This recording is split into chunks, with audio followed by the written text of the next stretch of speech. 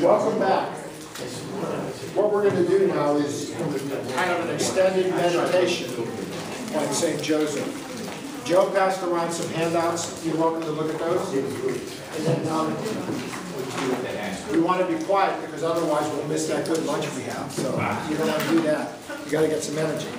So what I'm going to do now is just get back to that verse, one verse, and we're going to enter into it deeply. I'm going to give you a model for how you can do this on other verses and in your own life.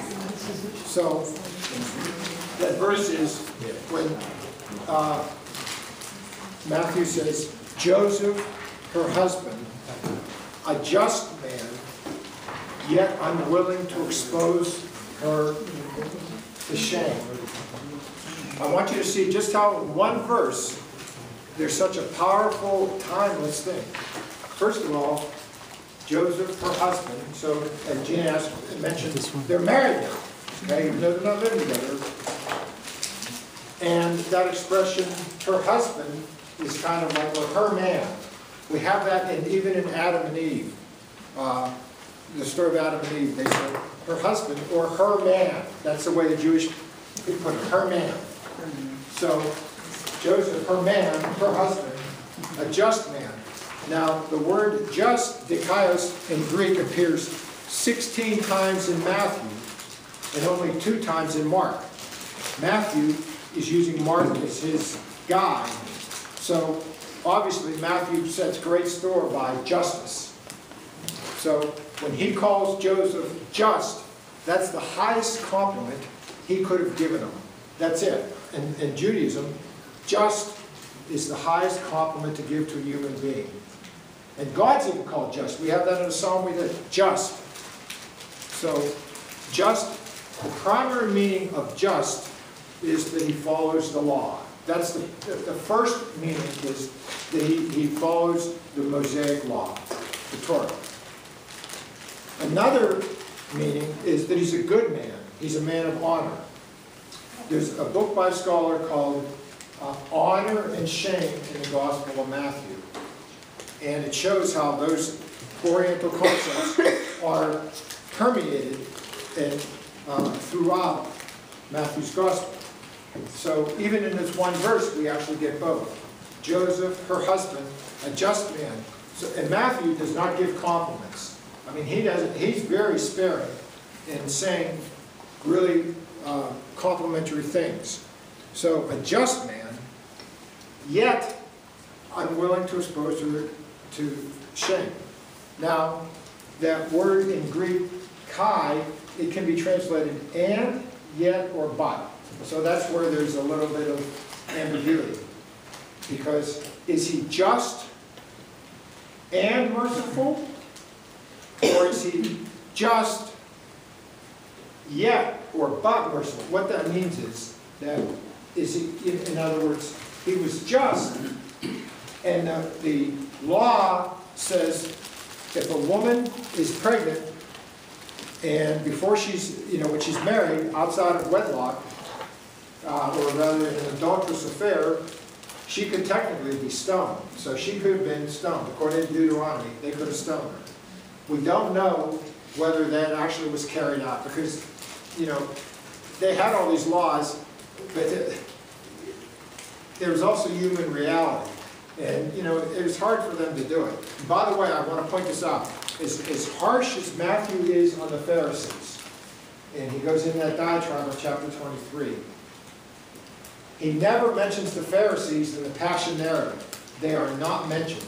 So isn't that interesting? It's the Jewish rulers, the religious leaders, Caiaphas and that group, that plots to get rid of Jesus. But the Pharisees are not mentioned. So that's really kind of interesting that as much as they opposed Jesus, even they didn't go the whole route, at least in Matthew's Gospel. Yes, sir?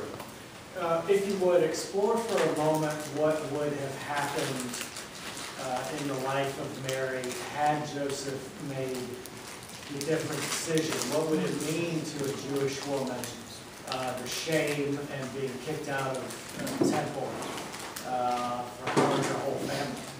Yeah, no, that's good, yeah. I think he's asking questions he knows the answer to, so that's good. Well, it's very, you know, it's a thought-provoking. No, it is. No. Or the other possibility. No, that's actually, that's right where I'm trying to go with that, because she would, okay, first of all, she could have been stoned, although they probably wouldn't have done it, but there was in Numbers chapter 5, 1 to 11, there's a trial where they could go to determine whether she's innocent or, you know, what happened. See, because they had to find out who else was involved. She didn't get pregnant by herself, or so it seems. So, you know, it could have been, you know, could have been rape. I mean, it could have been incest. You know, the Bible doesn't tell us that. So this is really like, wow, God, this is an interesting way you bring your salvation out by these bizarre situations that people are thrust into. So if you know, he could have, according to the law, he could have requested a public trial, and as Darren points out, it would, you know, no matter what happened, they would have ruined her and her family for life. So that would have been it. I mean, they would have been, you know, they would have been public disgrace. As a matter of fact, the word, it says, was unwilling to expose her to shame. It means technically unwilling to make a public spectacle of her. So that's what he was unwilling to make a public spectacle of her. The word, yes, sir. Would that stoning have taken place before the baby was born or after? That's a good question. I don't know, actually. I don't know. I would assume they'd have done it right away, you know. I mean, I would assume they'd have probably done it right away. But I don't think, we don't have record that they did it because, you know, there's too many, you know, even in those days, the truth doesn't always come out on those things. Do you know what I mean? And I'm going to say, yeah, go ahead, Anderson. So the fact that she wasn't stoned, does that mean that there was a believer, there was a pretty,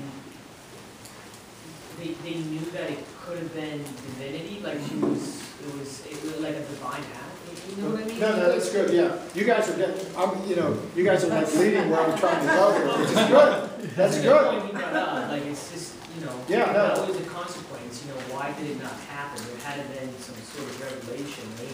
Yeah, no, that's part of the ambiguity of this because, you know, I'm going to take a step back. Joseph is in a bind. First off, all he knows is that we don't know how he found out. But and remember Luke's gospel, Mary has gone off to see Elizabeth. He stayed with her for 3 months. Okay, so it's interesting. You know, you can think maybe she stayed there for 3 months because, you know, she's got this situation. And how do you breach it with Joe? You know, I mean, there's so many possibilities, and the scriptures don't speak on it because it wants us to enter into that experience. So he could have asked for a public trial, and if he did, then it would have gotten really messy, and it would have disgraced her and her family. That's it. Okay.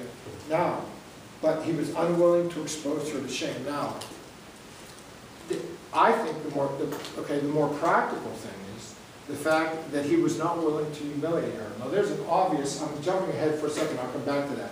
There's an obvious practical application today. People are really happy to shame their former spouse or their current spouse or former girlfriend or their parents or whatever happened to them. You know, that's the first thing. Write a book on it, right?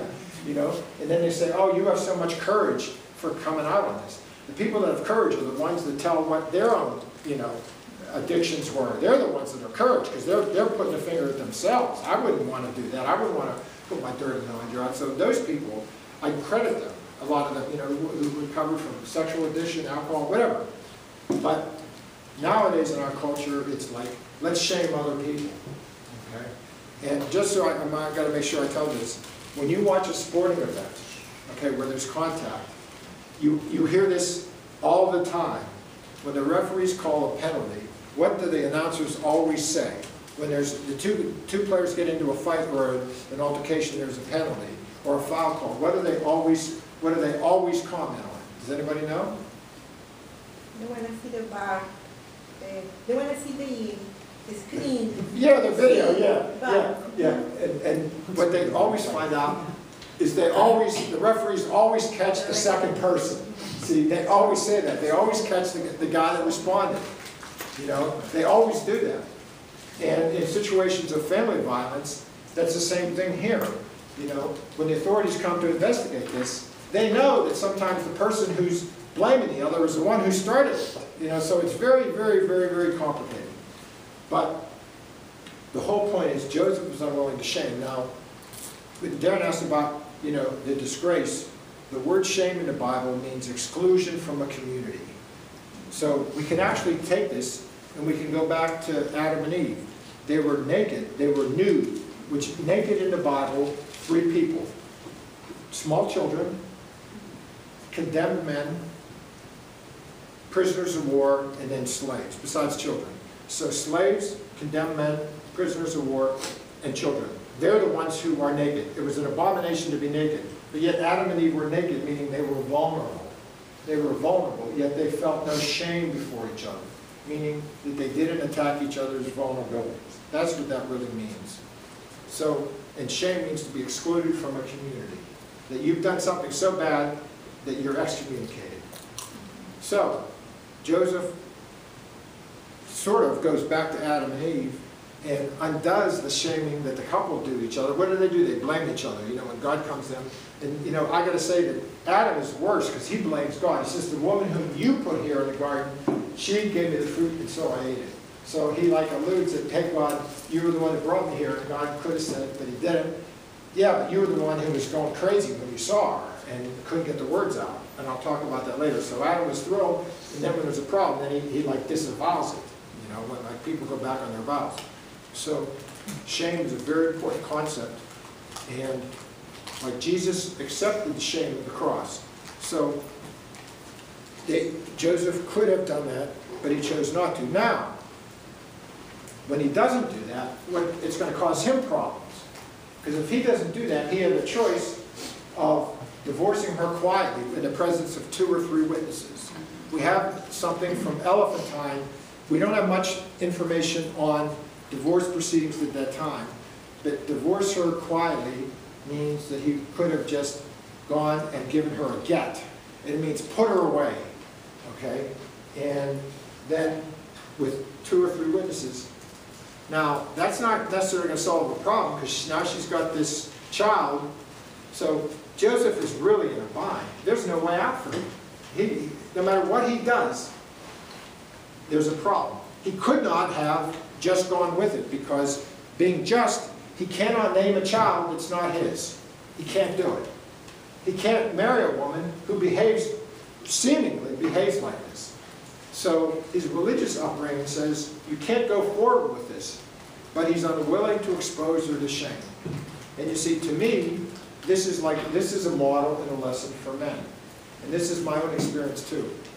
I don't ever think it's appropriate. I don't want to hear a man telling me how bad his ex or current wife or girlfriend is. I don't care. I don't care how bad she was.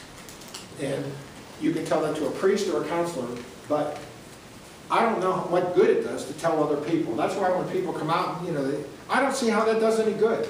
You're humiliating her and her family. And of course, those people that do that, they never really admit that they did anything, you know? I mean, it's funny. And it's like, this is like, I'm going to give you like a model for confession. There was a priest, who's an old priest of confession, and, you know, some married couples would go, and one of the spouse, often the women, because the men don't go to confession sometimes, the woman goes for him. The woman would go to confession, and she spent the entire time in confession complaining about her husband, or you know what she did to her husband. So what the priest did after he listened to her, he says, when you go home, you tell your husband that his penance is to say 3 Our Fathers, and now I'm going to give your husband a, you know, absolution of the Father, Son, and the Holy Spirit. So that was one priest. He gave, you know, because you're supposed to tell your sins, not your spouse's. But I knew a priest who was infamous for this, in a good way. You could go in there and tell him how bad your spouse was, no matter what, and he wouldn't hear any of it. He would just say, there's 2 sides to every story, you know? And people would come out of there really upset because they wanted to get validation and stuff. Go ahead. Well, actually, I've heard it as, there's 2 sides to every story, and then there's the truth. Right. Right. Yeah. There you go. my former spiritual director, who I brought a video, we can maybe look at him for a couple minutes, he would do marriage counseling. And the way he would do it is first he'd take one spouse and listen to them for half an hour, and then he'd go with the other. And he said that he came out convinced that there had been a mistake because those two had never met each other. Never met each other. You know, they never met each other. And the other application, I'm saying this now because I don't want to forget, my experiences, people who are really, truly mistreated in a marriage. And of course, nobody's perfect, okay? Nobody, there's, you know, and in fact, I'll mention there's a very good book on this that's fantastic. And there's, and the author concludes the last, and he was talking about marriage conflict, he says, the final thing we say is, when something goes wrong in a marriage, there's usually fault on both sides, period, okay? And that's very important. But what I've found is that the people who don't shame their spouse, who go quietly, who move on with their life, and don't pursue legal action or financial, they just move on with their life. The ones who are discreet, they're the ones who really were probably mistreated. And the ones who go, you know, legally and try to punish them and so forth, it's almost like they're trying to get vindication from somebody else. And, you know, the question is, if you love that person, why, you know, what good is it going to do now, you know, to shame them? So it's been my experience consistently that truly innocent parties, innocent partners, just move on with their life. And Pope Francis, in his letter, Moris Laetitia, and he reminds us that 1 Corinthians, which says in chapter 13, verse 8, he says, love bears all things. That actually means puts a roof over it, puts a covering on it. Bears all things means it respects confidence. So love respects confidence. So it's interesting. Love bears all things, meaning that it doesn't violate confidence. And I've got to tell you a story, you know, about, there are St. Josephs. And I had, we had a really nice neighborhood where I grew up, and there was an Italian family. And her husband, they're called the Zankies, and her husband was not practiced a Catholic, but he was a very studious engineer, good guy, and his wife was a grandmaster at bridge. So she loved these things, and she loved to gossip. So she would tell me that when he came home from work, she met him at work. It's how different it is. His wife, his first wife, died in childbirth, and he met her through work. She was a secretary, and they got married. Nowadays, he'd be in jail or something, you know, or they'd get him in trouble. But he met her, and she would tell me that when, you know, they had like 4 boys, and these guys were really crazy in the 60s, man. They were something. And he'd come home, and she'd tell them about all this, you know, all the neighborhood gossip and everything. And her name was Florence, and he'd say, called her Flo. He said, now Florence, he says, there are 2 sides to every story, and you never know what goes on behind closed doors. And she'd be so frustrated, you know, because he just wouldn't buy into it. So I wrote an article about that, and it got published in the Pittsburgh Press, and she calls me up and she says, why did you write it like that? Because I wrote that she was chomping at the bit to do it. She didn't like that. I wrote she was chomping at the bit. But anyways, just on a funny note, when I was in high school, they needed a male to be like the 4th in his bridge. They were teaching me bridge, so these other older, you know, girls, and they were nice, they were teaching us how to play bridge, and she was a grandmaster. So Mr. Zanke comes over, and he's a very quiet little man, and he's there watching her. And she's telling us how to play, and he says, and she's telling us what to do, and he says, quiet, no, Flo, I don't think you should do that. You know, that's the last thing I want to do is tell a teacher that she's telling the wrong thing. You know, so she's like shocked, you know, she's going, no, you know, like this, and they're talking about it, and it turns out that he was right, you know, and it was just so funny, the engineer, you know, and it was funny. But the point is that there are St. Josephs, you know, and there are also St. Josephines, so to speak. You know, who are these people, and how can we be the St. Joseph to other people? And like Mr. Zanke, you know, nobody needs to know this stuff. And you know, when you don't tell somebody else's dirty laundry, you're killing the evil. You know, it goes, if nobody knows these intimate secrets but you, and you die, that evil is done. It doesn't go anywhere, you know. And it's just like that expression, I know how hard you try. We cannot know another person. That's why Jesus says you judge. You cannot know what's going on with people. You just don't know. And that's why when, I'll talk a little later, when people are in marital conflict, they need a supportive environment, not mutual accusation. So Joseph is in a bind. He, you know, if he shames her, you know, if he takes the route of shaming her, no matter what, her family is disgraced for life.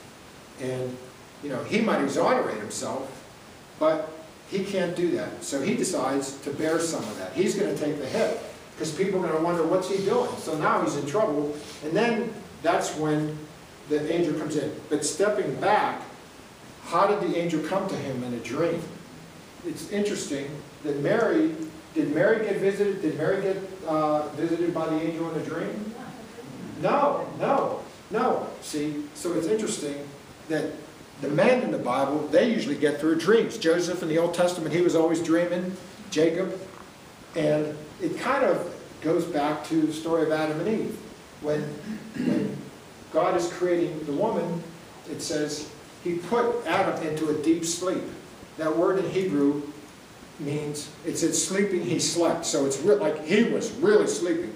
That word is used in later chapters, chapter 15 of Genesis, in a covenant relationship. So that sleep is a covenantal kind of sleep. And the other reason is he puts him to sleep. This is why men can't take pain, right? So he needs to be anesthetized. He's going to take out a rib. You know, we men can't, we have a low tolerance for pain. When I get shots in the back, you hear me scream, you know, ah, because it goes down your leg and it really hurts. You know, the women don't even, they don't even hear anything. But so that shame and that expression of going back to Adam and Eve about the dream. So again, Joseph, who are the other Josephs?